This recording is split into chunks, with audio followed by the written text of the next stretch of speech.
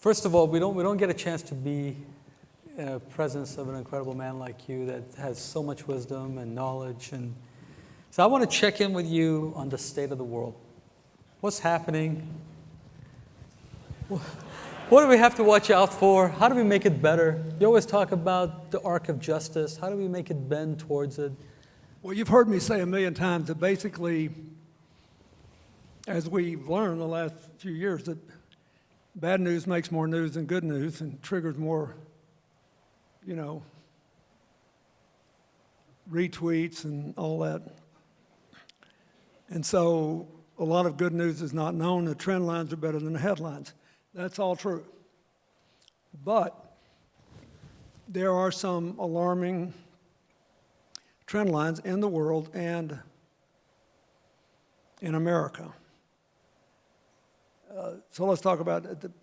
In general, in spite of all this fighting you hear about in Syria and Yemen and Sudan and other places, basically the level of organized, institutionalized violence is still pretty low by historical standards. But that doesn't mean that we don't have a calamitous crisis in the Middle East. And it's one of the big drivers of the fact that we have more refugees than at any time since World War II. And also in some places in Africa. The headlines are deceiving when it comes to climate change. The recent article just came out saying that the bottom line on sustainability in 2018 is, well, we got about 12 years to get ourselves in the position to do something really, really serious. Good news is you could do it economically. I continue to believe beyond a shadow of a doubt that if we change the way we produced and consumed energy, it could lead us into a new era of economic prosperity. It could avoid the most calamitous consequences of climate change. And it could buy us 10 or 20 years before we might have to face the consequences of the fact that the combined revolutions in artificial intelligence, robotics, and nanotechnology could make this the first technological revolution since the dawn of the industrial age to kill more jobs than it creates. And when that happens, we will either have to pay calamitous tax rates to support idle people or figure out a way to democratize the benefits of productivity and shorten the work week everywhere. And if people are still producing the same amount, pay them the same amount we were. But that's going to be a massive organizational undertaking. And therefore, I'm really worried about the climate change thing. I think the Paris Agreement is good. It's possible that America, just because of the governors and the mayors who agree, could meet its Paris goals even with the United States, the current administration, rejecting it. But it's a really, really serious problem. And, I don't have a lot of money for this in my foundation, but I do a lot of work in the Caribbean with governments and with the private sector trying to make the Caribbean the first completely green energy electricity region in the world. They have the highest electric rates in the world. You all remember this if you're interested in it for what you're investing in. The highest electric rates in the world. And it's the one place where you can go right now and invest in all the solar and wind energy you want, make a profit, and lower electric rates. And one of the reasons that Puerto Rico's in the trouble it's in today is the way they did their utility. I won't bore you with all the details, but I have been trying now, this will be the 11th year, I have been banging my head against that wall, trying to get them to change this. But I'm worried about that. I'm worried about the preservation of democracy with the current information ecostructure. I mean, if you look at what happened in Brazil, for example, they elected a guy that wanted to tear down the rainforests. Whatever you think about President Lula, he cut deforestation in the rainforest by 75%. tearing down the rainforest is basically a dumb idea unless you're an individual person. This is like individual versus group interests. There is almost no topsoil in the rainforest. So you can cut down an acre of rainforest and plant soybeans for a couple of years, and then it's not any good anymore. You run through the soybeans. The cattle will graze it over in a year and eat up all the topsoil. It's a lousy idea. There are tens of millions of acres in Brazil, not under cultivation, not in a rainforest. Brazil and Argentina have the biggest stretch of land in the world with 20 feet of topsoil. They need something like the land rush we did in Oklahoma and other places in the 19th century in America. And instead, they elected a guy who basically promised to be an authoritarian because of their sense that everything's out of control in Brazil and democracy wouldn't work for them anymore because they got rather wealthy with commodity products high, then they got low, and then they had the corruption scandals, and they went back to that. But you had a nationalist government on the verge of taking over Austria, and Austria's got one of the best balanced economies in Europe. Not a lot of income inequality, a lot of agriculture, a lot of manufacturing, and it's more than the Alps and opera. It's a very interesting country, but they're still scared of the other. So I think I think democracy and all this pollution of the social media and people relying on that for news and then not knowing whether it's true or not adds to the fragility of democracy, because if you're a citizen and you believe that you never will know for the rest of your life whether what you read or try to learn about any problem is true or not, then you might as well just pick the best dictator. Let everybody run for dictator and pick the one you like best, because you're never going to be able to be an informed citizen. Anyway, this is a mortal threat to democracy, and we're going to have to really fight to reestablish the norms of democratic society. I think international cooperation for peace and for denuclearization and continuing to reduce the threat of weapons of mass destruction is a danger. I think the continuing economic dislocation is a danger. I think that if you're an American, I think that people are saying, well, is all this nationalist movement, is this about economics, or is it about race, or is it about culture? And the real answer is it's about all of it, because if you're not part of, the real problem is not poverty so much as it is a sense of stagnation.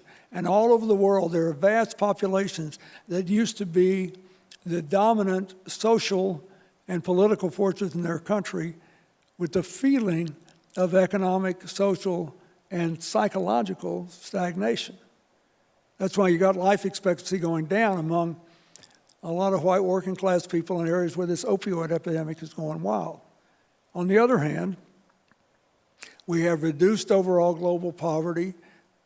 Overall life expectancy is going up worldwide. Infant mortality is going down. There's a lot of good stuff happening. But what we really need to do is go back to thinking, and this is an age of resentment and quick judgment, and it's just inadequate to meet the kind of challenges we face. So I think I'm very encouraging the United States about all these women that are running for office and winning, I think, but mostly because if you look at them, they're incredibly diverse. They're not all alike at all in terms of their politics or anything else.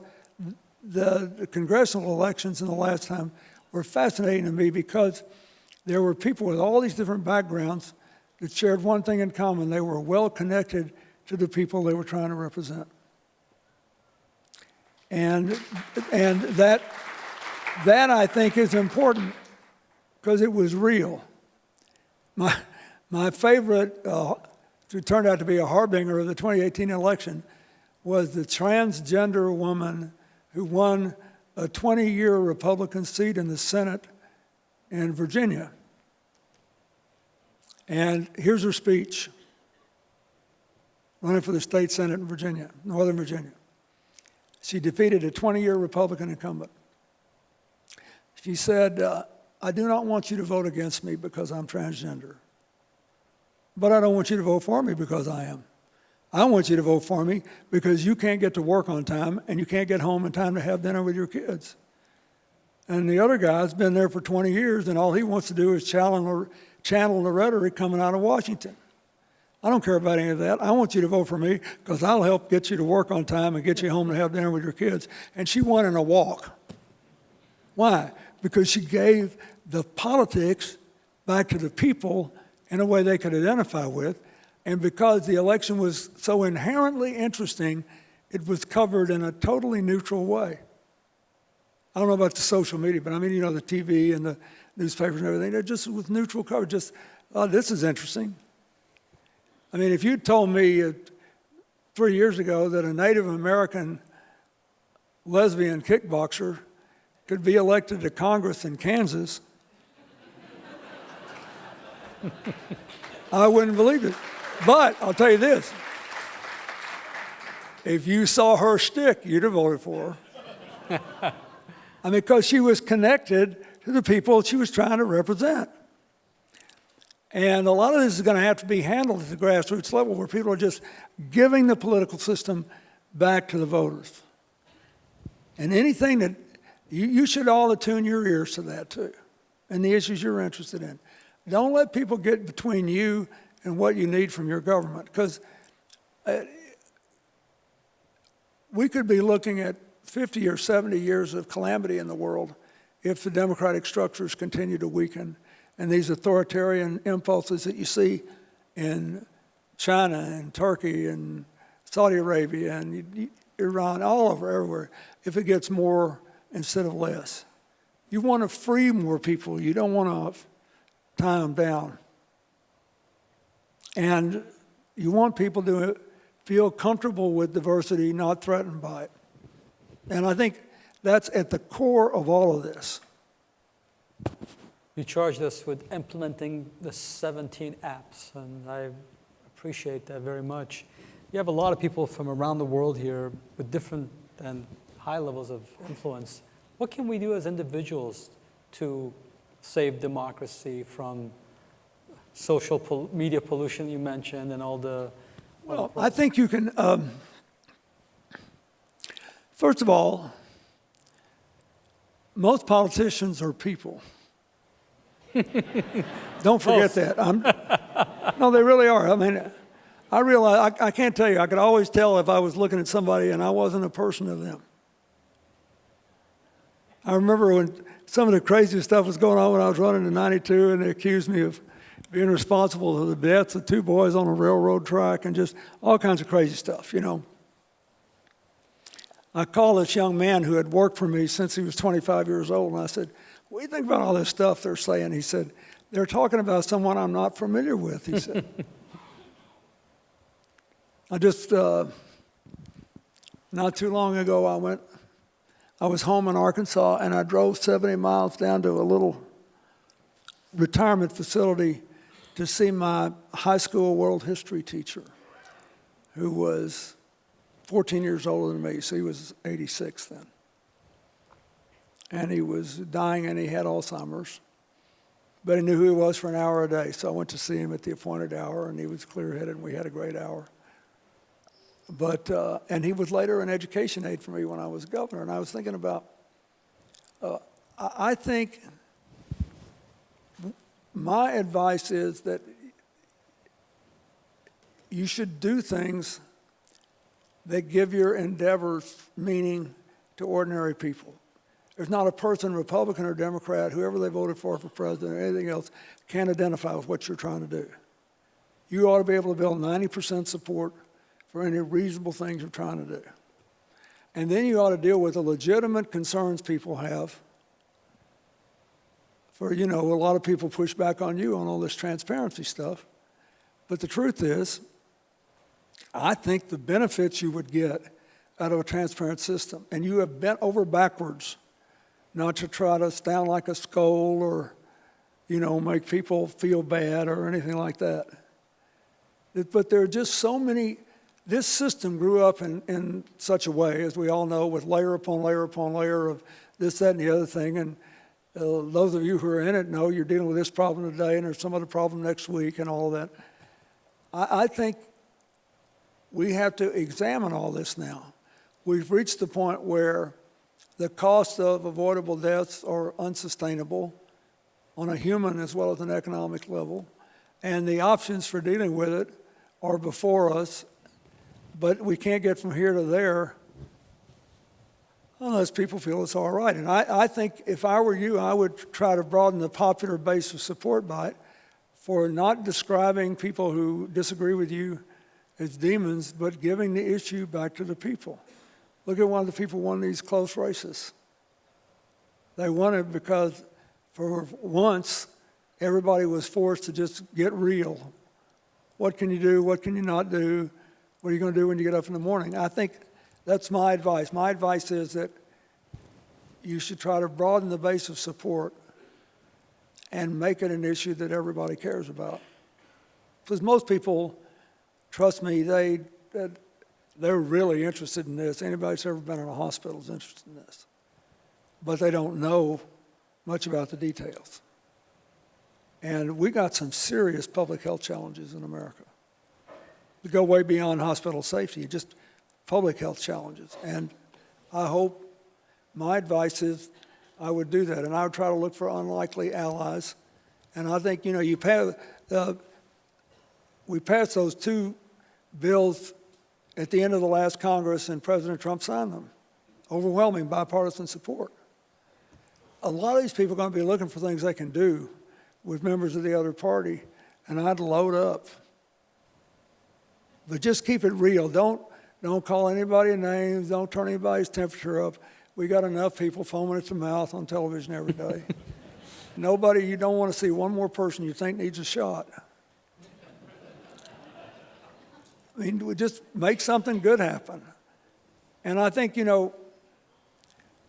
I think we need that everywhere. I wish I had several people who went through the photo line from Great Britain what was going to happen now. I think people ought to be given another vote. I don't know if it's possible, but they clearly are uncertain about where to go. And so I also think, if I might make some defense of the poor beleaguered politicians, in a democracy, one of the things that you do face is that there are limits to how much change people can absorb and understand at one time, especially when so many of those changes affect their identity. Where am I in the midst of all this? What does it mean to be British or American or South African? How's Cyril Ramaphosa, who's a really smart businessman in South Africa, going to deal with the fact that there are landless South Africans that would like to have access to land, and he would like to give them access to land without having to throw anybody off their land, because otherwise he winds up with all the problems they got in Zimbabwe, which he doesn't want and shouldn't have.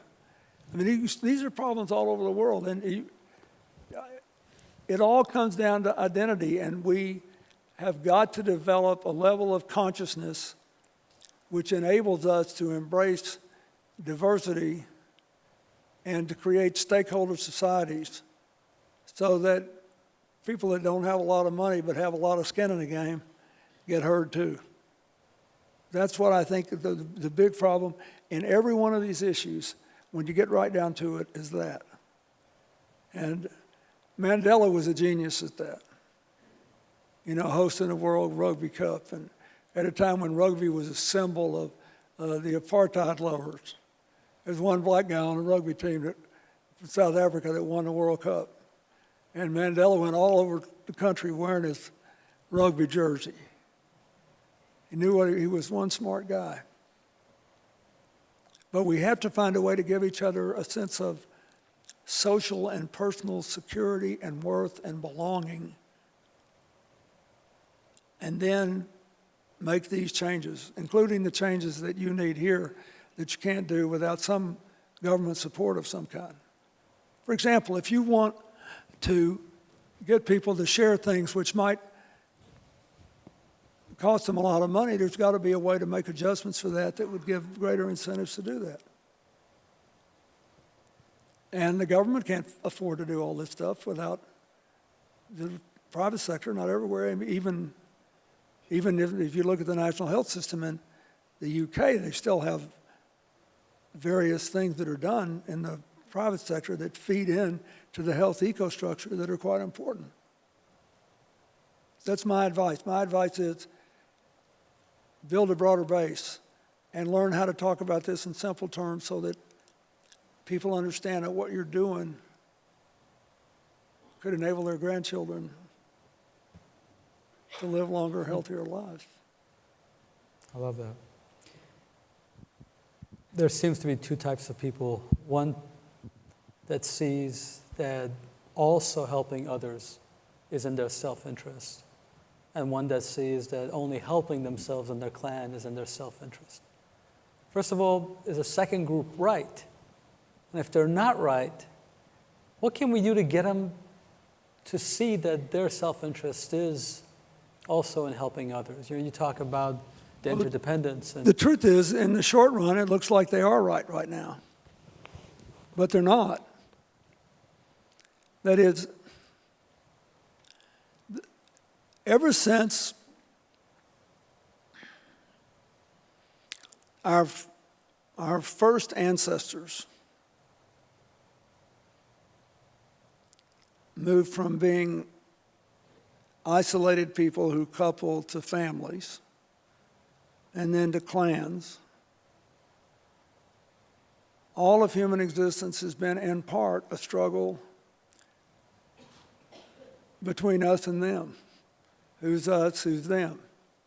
For a long time when we were all hunter-gatherers, there was a real rational basis to us and them. If there's a limited amount of food, you want us to get it, and so they can't have it. But as soon as any cooperative endeavor started, including agriculture,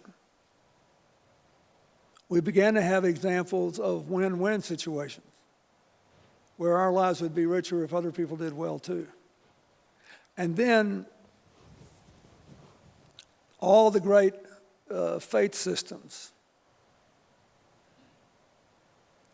Judaism, Buddhism, Confucianism, Christianity, Islam, in its non-political form. Allah put different people on the earth not that they might despise one another, but that they might know one another and learn from one another.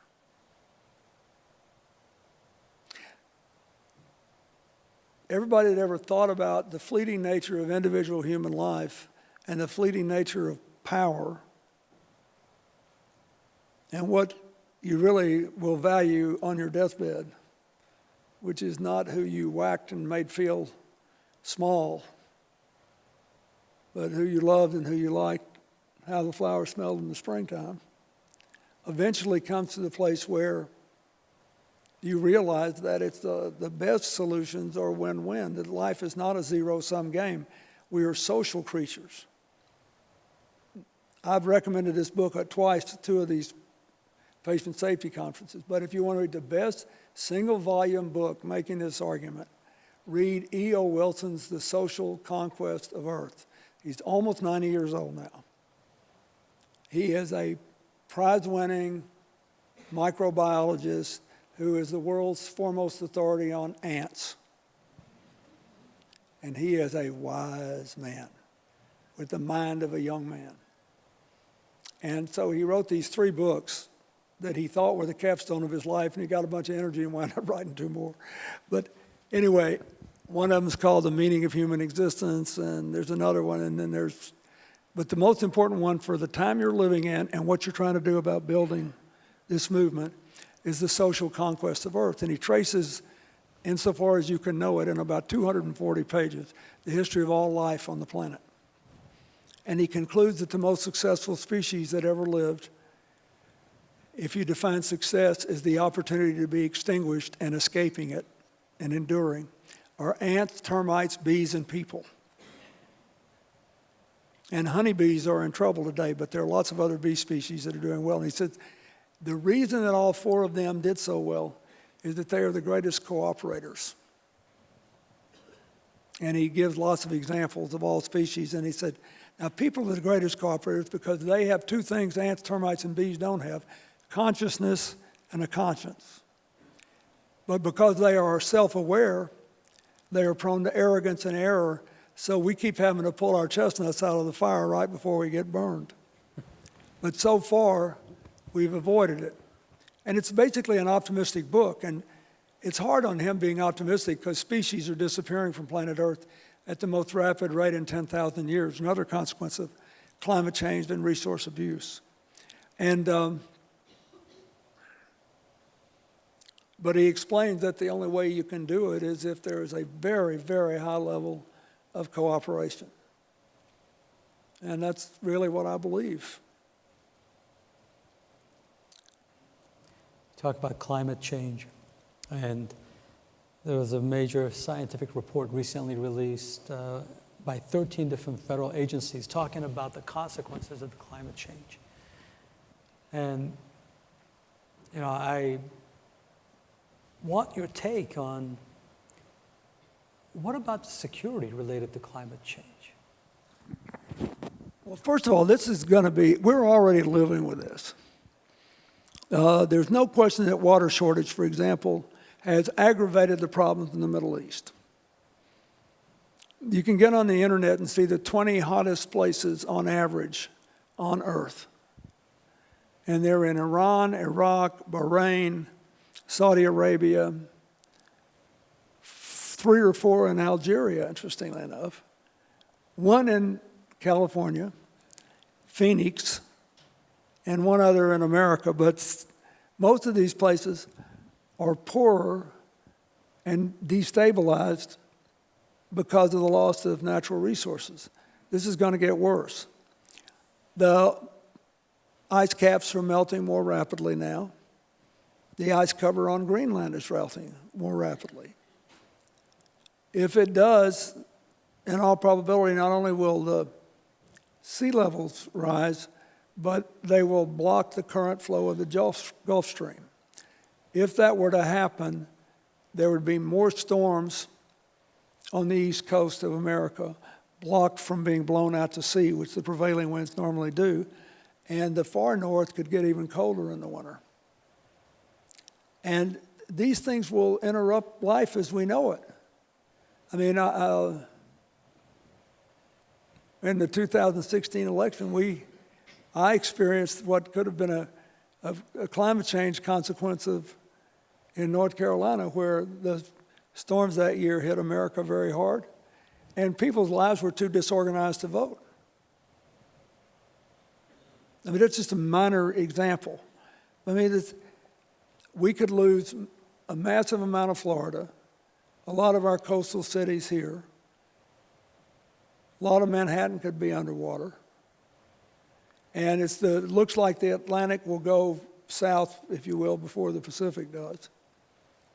But this is going to be incredibly disruptive, and it doesn't have to happen, but it is happening. It's not an accident. In each of the last 3 decades, insured losses from natural disasters have tripled. The cost of insured losses have tripled.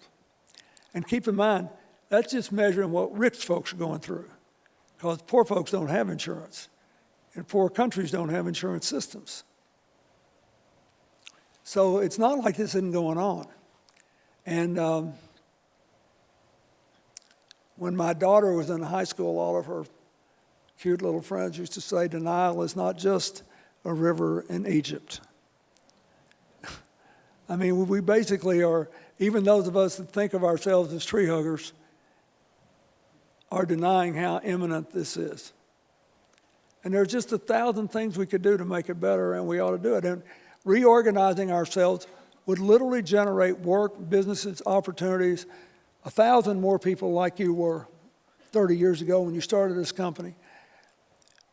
And God only knows how many jobs, and it would put off the day of reckoning when we have to figure out what the hell we're going to do about artificial intelligence and robotics and nanotechnology and the combination of them.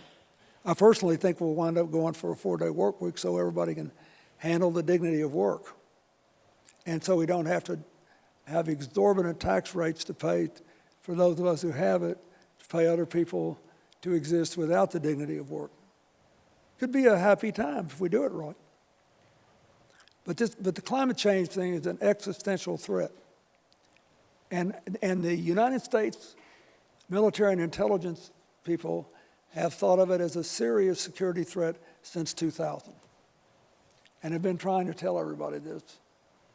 And more than ever, we need all of us to be nice to each other, because you never know who needs to move to whose home. You know, the wall we're trying to build one day might be blocking us trying to get shelter from Mexico, into Mexico. Yeah, look, I mean, this is America, we crazy. can laugh at. First thing, one of the interesting things is this wall deal is coming at a curious time in our history. We had a lot more illegal immigrants coming, undocumented immigrants coming to America when I was president, because we were leading the world out of a slow period. And we were like a magnet, and Mexico was fairly dysfunctional. And then President Zedillo and his successors began to modernize. 2 presidents ago, the president of Mexico was a man named Calderon. Calderon created 140, or one president ago, 140 tuition-free universities. Last year, Mexico educated 100,000 engineers. We are 3 times their population. We educated 120,000. So you only see about Mexico when there's some big narco-trafficking violence. But the truth is, they're trying to build a sustainable economy, and the net in migration from Mexico since 2010 has been 0. I don't have the last 2 years, but I'm just telling you that from 2010 through the end of 2014, 50,000 more Mexicans went back to Mexico and came to the United States. The in-migration is from Central America, from countries that have been wrecked by the narco-traffickers. Our biggest immigration crisis is illegal heroin and cocaine from south of the border and illegal fentanyl coming in from China in cargo containers, which is another reason it would be better. I have no objection to us having serious trade disputes with China over certain issues. But most of what they did was done in the first 15 years of this new era. And now China is spending a lot of money trying to clean up their environment and trying to make sure that they're more influential than we are, because they save and we squander. And so they're investing money not just in China, but also in Africa and other Asian countries and elsewhere. And they got it. I still think people would prefer our model if they think it works, because the Chinese have also become more authoritarian and territorial, which I personally believe is a mistake. We're better off sharing the future. We should prepare for the worst. We should realize that there are very few permanent victories or permanent defeats in political affairs, and demons rear their head all the time. Most of what's happened hadn't surprised me all that much, because I grew up in the South in the 1950s and 60s. I've seen this movie before. But it won't end well unless we change what we're doing. Anyway, I think, I believe that the good news is none of our problems are insoluble. The bad news is they are inconsistent. Solving them is inconsistent with tribal separatist nationalism. It is inconsistent with an us and them mentality. It is inconsistent with wanting everything in an 8-second soundbite.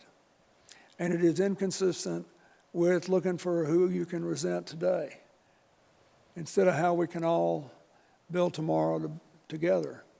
And so it's not as, and if you're looking for a quick hit, it's not as emotionally satisfying as all this other stuff. And it's also, I mean, you know, it's one thing to talk about how terrible things are in West Virginia. It's another thing to figure out what to do with people who are buried deep down in Appalachia with no good roads out to even the nearest populated areas. Go home tonight if you got a map and look at the roads that connect West Virginia to Kentucky, for example, or don't. I mean, so anyway, I just think we just need to, we're getting there. We just need to take a deep breath and realize that we're still around because we've always been able to cooperate. But we have been extremely careless, I think, with our assets. We take for granted that our democracy will always be there. We take for granted that we'll always come back. We take for granted that all this, you know. The dinosaurs were feeling pretty good about themselves, too, till that asteroid struck 65 million years ago. I mean, they were a heck of a lot bigger and stronger than we are. So you don't know how much time you have, and you just got to sort of make the most of it. But I think on balance, I feel good, and I especially feel good about what we could do if we'd stop believing life is a zero-sum game and realize that win-win works better than win-lose. You know, you mentioned that when things are in disarray, when we have politics of fear and division, that entrepreneurs like me won't come out to solve some of the problems that need to be solved. But I think one of the reasons that you hit on that we've slowed down in our success in getting people to commit to do more in helping save lives is because of the disarray around the world. When there's no stability, it's hard to get people to pay attention on the luxuries, if you will, although these are far away from being luxuries. Well, I agree with it. Look, first of all, people are distracted and worried and they don't know what to do. And they figured, and the economy is finally, it's hard to underestimate how much damage the financial crisis did to the body politic, not just in America, but elsewhere. But for example, we are not in the second year of job growth. We are in 8.5 years and counting of solid job growth. And one of the reasons we're doing as well as we are is that our economy is outperforming most other countries. But still, the workforce participation rate, it's about 62.7% of people by age.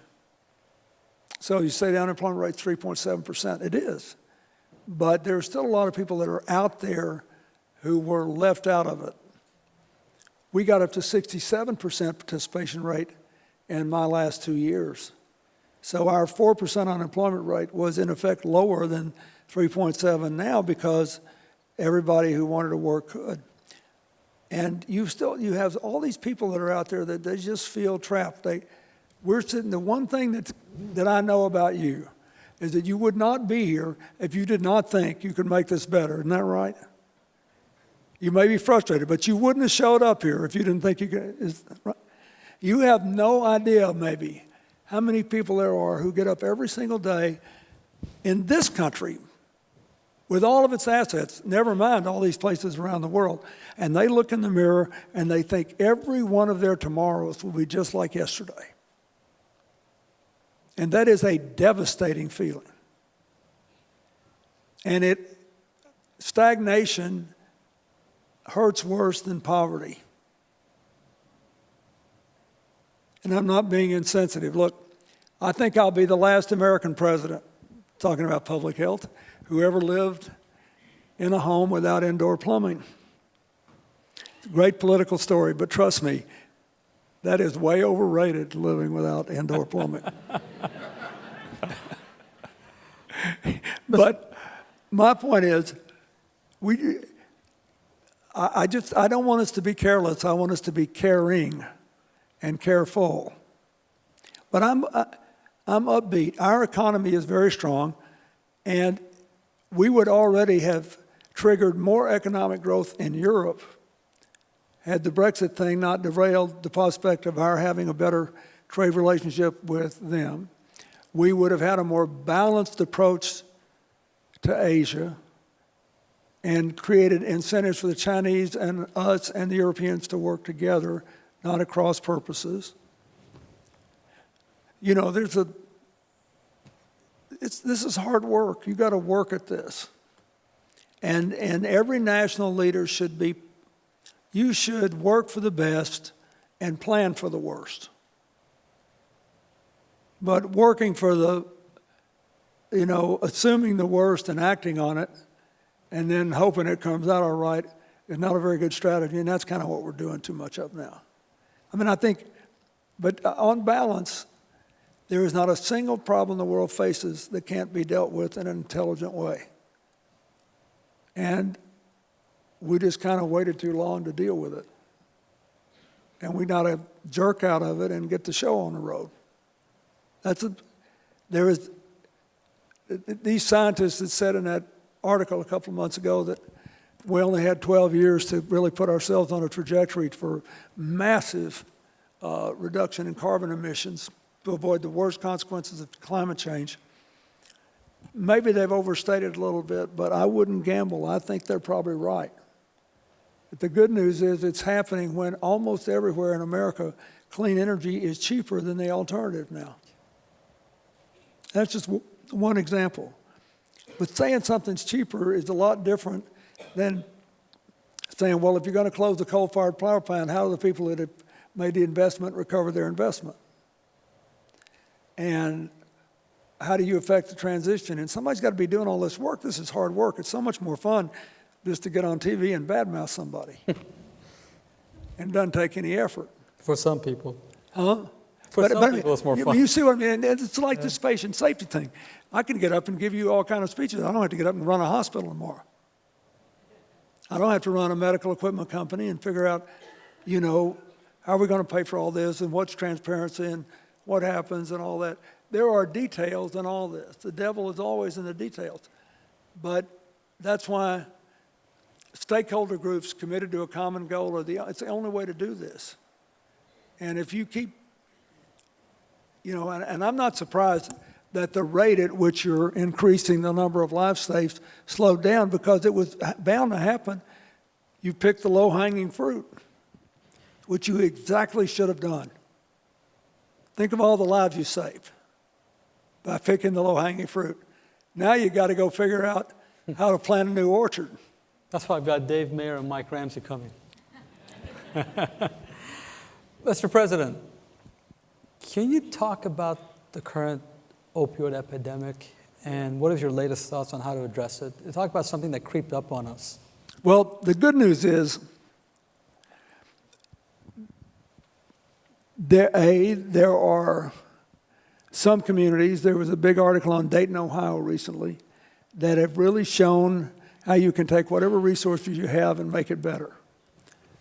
And we need to get much more, there needs to be money devoted. There was some money in one of these budget bills to spend more money at the federal level to help communities deal with it. So that's good. But what I focus on in my foundation that I think is important is 70,000 people died of drug overdoses last year. Most of them, opioids were involved. 45% of the people who died of overdoses involving opioids were not alone. That is, there was somebody in a room with them, somebody next door, or they were in a public place, a party, or a public where somebody was in 20 steps.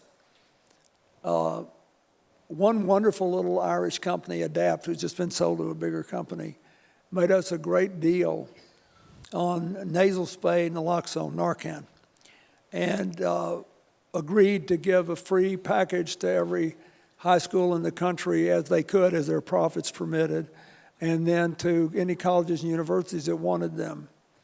And we've given out, 6,000 passages, maybe 50,000 doses or something. But the truth is, this is another one of these things like the AIDS drugs. we should, in the near term, have many, many, many, many times that. Like people who live in communities that have opioid problems. A lot of them, just random people, should have those things with them, because people are just dropping like flies, 70,000 people. And you can bring people back. You still have to get them in detox, and you have to get them in treatment. You got to do all this other stuff, but you got to save their lives first.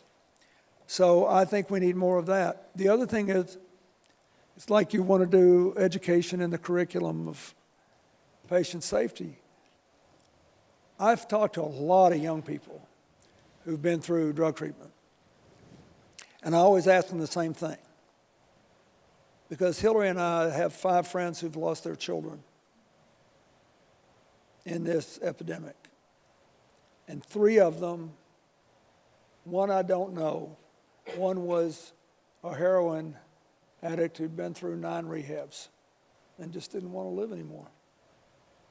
Loved his parents, thanked them, whole deal, and checked out. But 3 of them died because, as smart as they were, they did not know that you cannot mix opioids with any amount of alcohol and fall asleep without running a serious risk of dying, because it deadens a part of your brain and tells your body to breathe while you're sleeping. And one of them worked for Hillary and had worked for me, and was a wonderful, luminous young man. Our across-the-street neighbor, a Kosovar Albanian immigrant. They had 5 children, 1 son. Same thing happened to him. Anyway, I don't want to bore you with the details. You've all got these stories, but my point is, there was no education program. I asked person after person after person. The only university I knew that was actually providing basic information on this was when Donna Shalala, who is now in Congress from South Florida and was president of the University of Miami and Wisconsin and Hunter College and secretary of HHS under me, and then was president of our foundation for a while. She had a program to do this at Miami, and I don't know anybody else who did. It was just because of her public health background.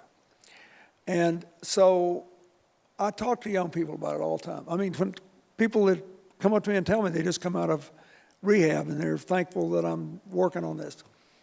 So I decided we would start working with state legislatures, and now we're trying to get all kinds of legislation passed. I talked to a doctor who's from southern Pennsylvania and the northernmost edge of Appalachia, and I think that these states should make it very clear that they will permit and support, and when necessary, finance the use of methadone and buprenorphine as transitional aids to get people off of it. But I talked to a Pentecostal preacher friend of mine it's interesting, you know, I mean, I don't even know if he ever voted for me, but he's like a brother to me. And I love this guy and his wife, and we've been friends 40-something years. And her nephew had a opioid problem. And I said, Anthony, do you know that they're not requiring this in any state in the union? They're not requiring schools and public colleges to tell the students that they can die if they mix alcohol and opioids. 3 weeks after I told him that, I'm not making this up, 3 weeks after I told him that, the governor signed a law requiring that to be done. I mean, and so we started working with faith communities. We've got this big group in Houston now that's helping us. And we can do this. This is something we can all agree on. And we need to do a lot more of that. So I'm going to do a lot of work this year with the colleges and universities, with the schools, and try to get the state legislatures to do that. And then it's more controversial, but I feel very strongly. I've talked to enough doctors who dealt with this, and I talked to my daughter who knows a lot more about it than we do. And I'm convinced that we've got to push for people who are severely addicted. We've got to push for the more options to use transitional treatment that includes methadone and buprenorphine. Maybe even start teaching our kids in 4th or 5th grade about. Oh, yeah, but well, this bill that I'm talking about required them to start education in elementary levels. Wonderful, wonderful. I mean, it's a great thing. We ought to do that every state in America. Here's something that you could do. I know it's not on your agenda here, but you should see, what is your state's laws or your country's laws? Why shouldn't kids be told this? Why shouldn't they? I'll tell you something, in these areas that are really riddled with adults, these kids that are 6 and 7 years old, that have parents that are doped out, they know it. And if a child comes home and says, please, mommy, please, daddy, if you're going to take these, OxyContin or whatever it is, please don't have anything to drink. It can kill you. If you fall asleep, you may never wake up. That'd have a big difference. 70,000 people is twice as many people as get killed by gunshots every year. More than twice as many people that die from auto accidents every year. I mean, it's a lot. breathtaking. And so for whatever it's worth, if you could help us a little on the side with that, I'd appreciate it. We'll do.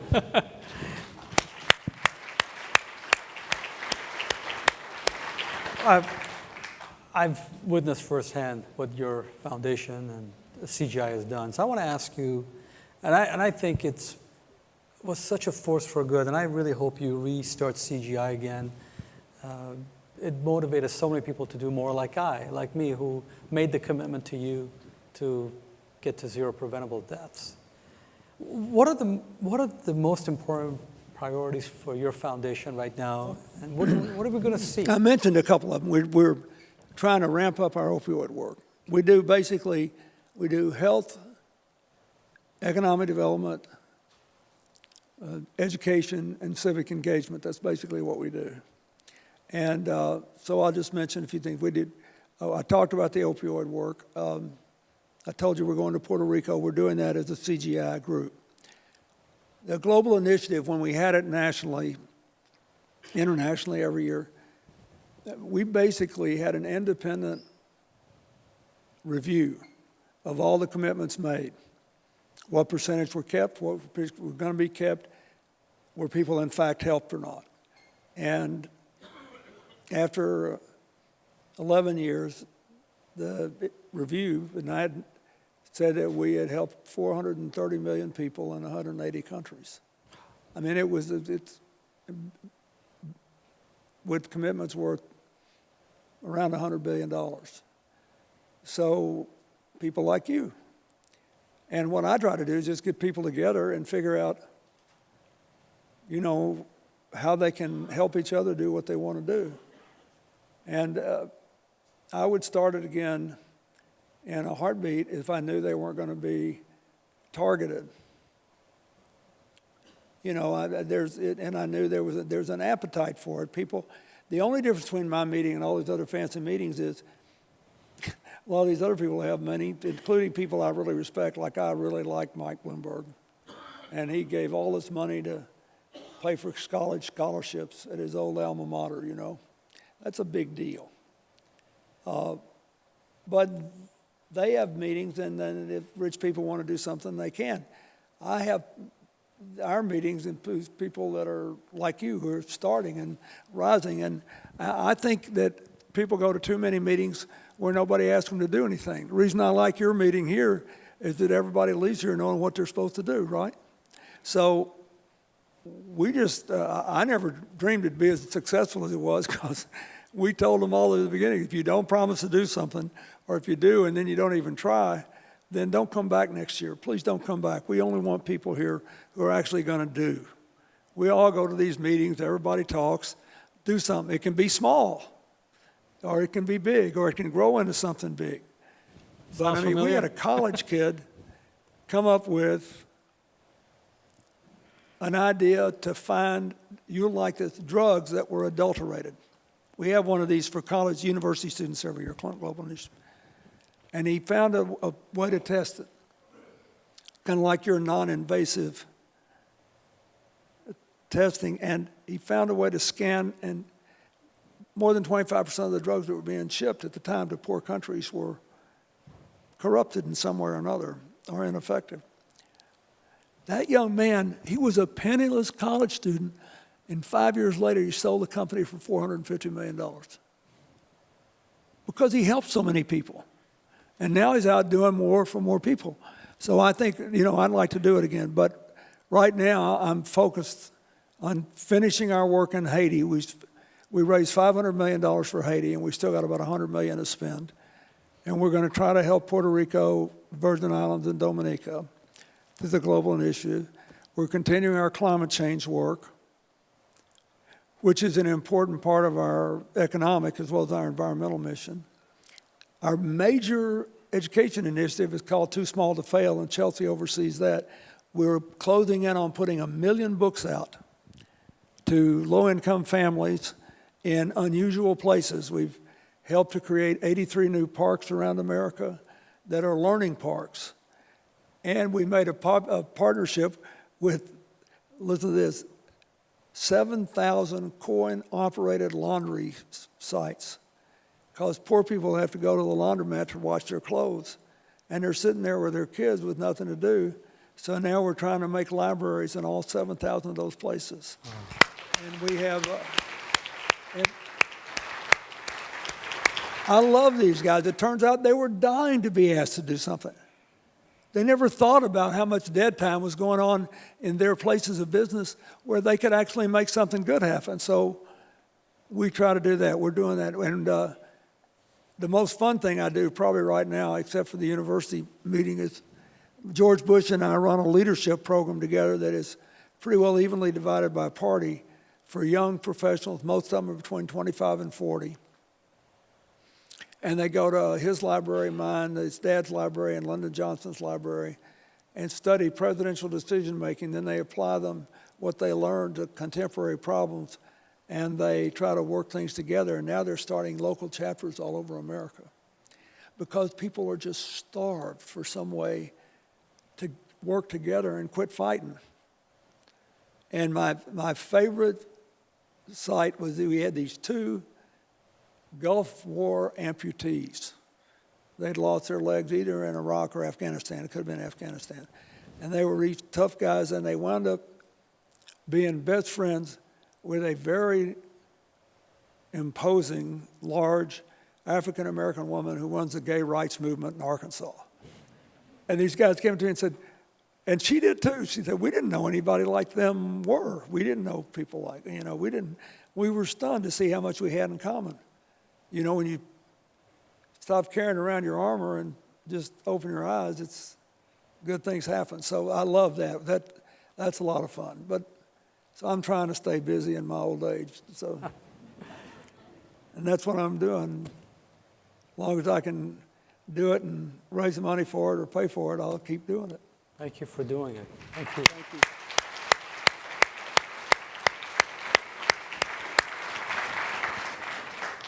Thank you so much for coming. Any closing thoughts, comments to our team out here? Just remember, almost no group in America would ever be able to make a claim to have done more good unless they save us from a climate catastrophe or avoid a weapons holocaust or a total meltdown in the face of cyber threats than you if you got rid of all preventable deaths. If 70,000 people are dying every year of drug overdoses, but 200,000 are dying of preventable deaths in hospitals. Just think of it. That's just one country.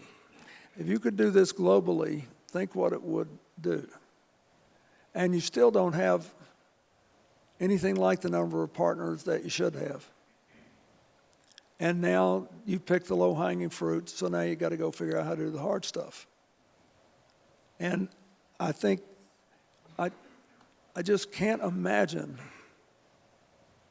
that any of us in our lives could find something more meaningful to do than saving another couple of 100,000 lives a year. You know, that's more people that are dying in any war currently being waged. Think about that. You can do this. Thank you. Thank you.